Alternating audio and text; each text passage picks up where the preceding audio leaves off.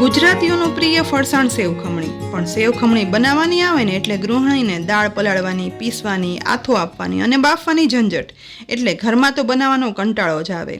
પણ આજે આપણે દાળના ઉપયોગ વગર કે પછી પલાળવાની, પીસવાની અને બાફવાની ઝંઝટ વગર માત્ર 15 મિનિટમાં બની જાય ને તેવી ઇન્સ્ટન્ટ સ્વાદિષ્ટ સેવ ખમણી બનાવીએ અને તેની સાથે સેવ ખમણીની સ્પેશિયલ ચટણી પણ બનાવી લઈએ. ઇન્સ્ટન્ટ સેવ ખમણી બનાવવા માટે મેં આજે બધી સામગ્રીનું માપ 2 વ્યક્તિને થાય ને તેટલું લીધું છે. તો તેના માટે 2 કપ ચોખાના પૌવા લેવાના છે. અહીં આજે મારે મિક્સરનો જ મોટો જાર છે ને તે ખરાબ થઈ ગયો છે, એટલે ચટણીના જારમાં પહેલાં 1 કપ ચોખાના પૌવા ઉમેરી દઈશું અને ઢાંકણ ઢાંકી અને પીસી લઈશું. પૌવા પીસાઈ ગયા પછી તપેલી ઉપર ચાળણી રાખી તેમાં પીસેલા પૌવા ઉમેરી દઈશું. હવે બીજો કપ પૌવા પણ મિક્સરના જારમાં ઉમેરી અને પીસી લેવાના છે અને પછી તેને પહેલા પૌવા સાથે ચાળણીમાં ઉમેરી દેવાના છે. બંને કપ પૌવા પીસાઈ ગયા પછી હવે આ પૌવાના પાવડરને પલાળવાનો છે. તેના માટે પહેલાં 1 ગ્લાસ જેટલું પાણી ઉમેરી દઈશું. હવે હાથ વડે થોડું મિક્સ કરશું, પણ હાથ વડે મિક્સ કરવું પોસિબલ નહીં થાય, માટે ચમચી વડે મિક્સ કરશું. પૌવામાં પાણી ઉમેરવાથી પાણી શોષાવા લાગે છે અને મિશ્રણ છે ને તે કઠણ થવા લાગે છે. પણ આપણે પાણી ત્યાં સુધી ઉમેરવાનું કે જેથી પીસેલા પૌવા છે તે પાણી વધારામાં વધારે શોષી લે અને મિશ્રણ સોફ્ટ થઈ જાય. અહીં હવે ચમચીથી મિક્સ કરતાં મિશ્રણ મિક્સ કરવાનું સરળતા રહે છે અને પૌવામાં પાણી એકદમ સરસ ભળી ગયું છે અને જોઈતું પૂરતું પાણી શોષી પણ લીધું છે. હાથમાં લઈ અને મિશ્રણ ચેક કરતાં તે સોફ્ટ લાગે છે. બસ આવું મિશ્રણ થાય ને એટલે હવે પલાળેલા પૌવાના ભૂકાને આપણે નિતારી લઈશું. નીચે થોડો ચડાયેલા પૌવાનો ભૂકો છે ને તેનો ઉપયોગ નહીં કરીએ. હવે એક પોળા બાઉલમાં આ પલાળેલા પૌવાના મિશ્રણને ટ્રાન્સફર કરી દેવાનું છે. ત્યાર પછી આ મિશ્રણમાં 1 ટીસ્પૂન મીઠું ઉમેરશું, સાથે અડધી ટીસ્પૂન હળદર પાવડર ઉમેરશું, 2 ટીસ્પૂન જેટલી ખાંડ પણ ઉમેરી દેવાની છે અને સાથે 1 લીંબુનો રસ પણ નીચવી લેવાનો છે. બધું સરસ ઉમેરાઈ જાય ને એટલે હવે બટર સ્પૂનની મદદથી આ બધું મિક્સ કરશું, જેથી પાણી શોષેલા પૌવા છે ને તે એકદમ મેશ ના થઈ જાય અને ઉમેરેલો મસાલો છે ને તે ભળી જાય.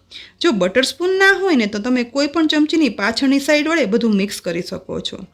આ રીતે મિક્સ કરતાં બધું એકદમ સરસ મિક્સ થઈ જાય ને એ પછી 5 થી 7 મિનિટ આ મિશ્રણને એમ જ રહેવા દેશું, જેથી અંદર સુધી મીઠું, હળદર એ બધું પૌવાના ભૂકામાં ચડી જાય.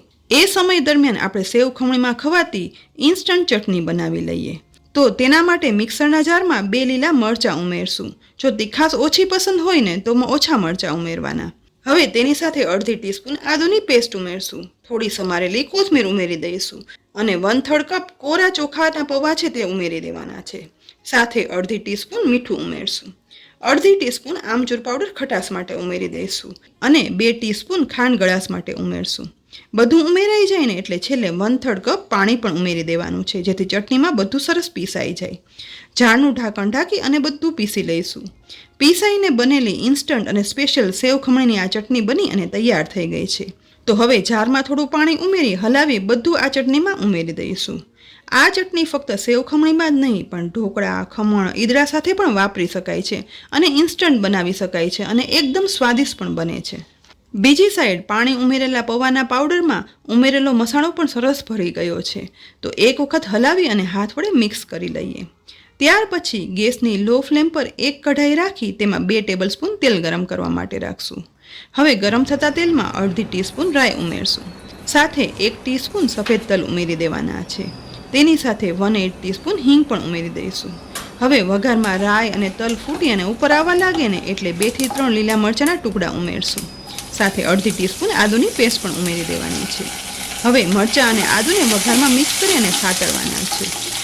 ઉમેરેલો મસાલો છે તે એકદમ સરસ સતરાઈ જાય ને એટલે પલાળેલા પૌવાના મિશ્રણને આ રીતે હાથ વડે ફેલાવતા જઈ અને કઢાઈમાં ઉમેરી દઈશું. બધું મિશ્રણ કઢાઈમાં ઉમેરાઈ જાય ને એટલે લગભગ 2 થી 3 મિનિટ માટે ઢાંકણ ઢાંકી અને સહેજ એવું ચડવા દેશું, જેથી પૌવા છે ને તેમાં મસાલો પણ ભળી જાય અને પૌવા પણ સરસ ચડી જાય. ગેસની લો ફ્લેમ પર પૌવા ચડિયાને 2 થી 3 મિનિટ થઈ ગઈ છે. તો હવે ઢાંકણ ખોલીશું. ત્યાર પછી બધું એકદમ હળવે હાથે મિક્સ કરશું, જેથી મસાલો ચડી પણ જાય. અહીં જુઓ, હળદર, મીઠું અને ખાંડ મિક્સ થઈ ગયા છે અને હળદરનો કલર પણ સરસ આવી ગયો છે. એકદમ બહાર રેડીમેડ મળે ને તેવી સરસ જ સેવ ખમણી બની અને તૈયાર થઈ ગઈ છે. પણ હજી વધારે 2 થી 3 મિનિટ ગેસની લો ફ્લેમ પર ઢાંકણ ઢાંકી અને ચડવા રાખશું, જેથી પૌવા છે ને તે અંદર સુધી સરસ ચડી જાય. વધારે 2 મિનિટ પછી ફરીથી ઢાંકણ ખોલશું અને વુડન ચમચાની પાછળની સાઈડથી આ રીતે મિક્સ કરશું, જેથી બધું છે ને તે વધારે મેશ ના થઈ જાય.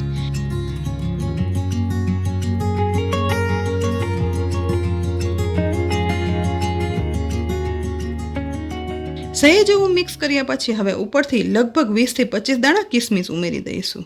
સાથે સમારેલી કોથમીર પણ ઉમેરશું. હવે ફરીથી બધું એક વખત હળવે હાથે મિક્સ કરી ઓરિજિનલ સ્વાદની સેવ ખમણી બની અને તૈયાર છે.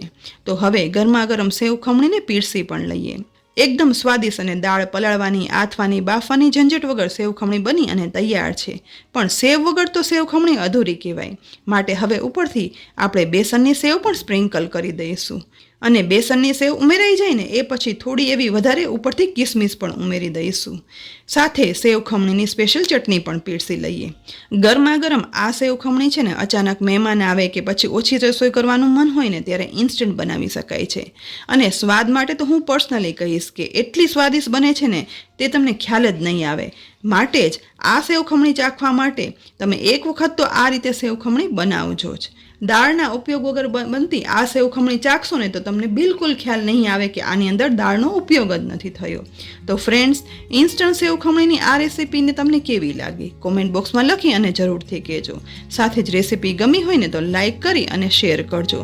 સાથે જ આ વિડીયો જો તમે યુટ્યુબ પર જોઈ રહ્યા હો ને તો અમારી ચેનલને સબસ્ક્રાઈબ કરી બાજુમાં આપેલ બેલ આઇકન પ્રેસ કરી દેજો.